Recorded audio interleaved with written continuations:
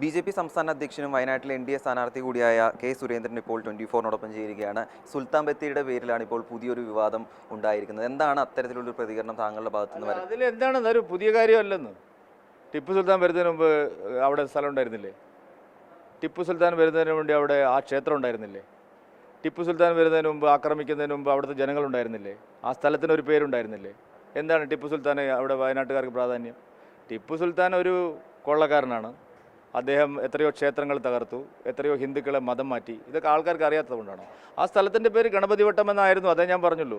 എന്തിനാണ് UDF-ഉം LDF-ഉം ടിപ്പു സുൽത്താൻ്റെ പിന്നാലെ പോകുന്നത്? ടിപ്പു സുൽത്താൻ മലയാളികൾക്ക് കേരളീയർക്ക് വേണ്ടപ്പെട്ട ആളാണോ? അതെന്തിനാണ് ഈ വിവാദം? LDF-നും UDF-നും പ്രധാന ആരോപണം വികസനത്തെക്കാൾ ഉപരി ഈ സ്ഥലങ്ങളുടെ പേര് മാറ്റുന്നതിലാണ് BJP-യുടെ. വികസനം ഒന്നും കൊണ്ടുവരാത്ത ആളാണ് രാഹുൽ ഗാന്ധി. തിരിഞ്ഞു നോക്കാത്ത ആളാണ് രാഹുൽ ഗാന്ധി. ഞാൻ അതെല്ലാം അവിടെ കൃത്യമായി പ്രചാരണം നടത്തുന്നുണ്ട്. ഇതിൻ്റെ ഉദ്ദേശം വളരെ വ്യക്തമാണ്. പക്ഷേ എല്ലാവരും വിഡ്ഢികളാണെന്ന് UDF-ഉം LDF-ഉം വിചാരിക്കണം. ടി സിദ്ദിഖ് പറയുന്നു BJP വയനാട്ടിൽ 3-ാം സ്ഥാനത്ത് പോകും, അങ്ങനെ ജയിക്കില്ലാത്ത ഒരാളാണ് ഇത്തരത്തിലുള്ള ആരോപണം. എന്തിനാണ് പിന്നെ പേടിക്കുന്നത് തന്നെ? ഞാൻ ജയിക്കില്ല, 3-ാം സ്ഥാനത്ത് പോവുകയാണെങ്കിൽ എൻ്റെ പിന്നാലെ എന്തിനാണ് സിദ്ദിഖ് വരുന്നത്? ഈ പ്രചാരണങ്ങളെല്ലാം എന്തിനാണ് നടത്തുന്നത്?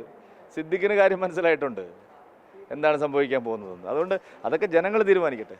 തീർച്ചയായിട്ടും സുൽത്താൻ ബത്തേരിയുമായി ബന്ധപ്പെട്ട വിവാദത്തിലാണ് സംസ്ഥാന BJP അധ്യക്ഷൻ കൂടിയായ കെ സുരേന്ദ്രൻ്റെ പ്രതികരണം. രാജേഷ് വെള്ളരിക്കുണ്ടിനൊപ്പം രാഹുൽ സുരേഷ്, 24 കോഴിക്കോട്.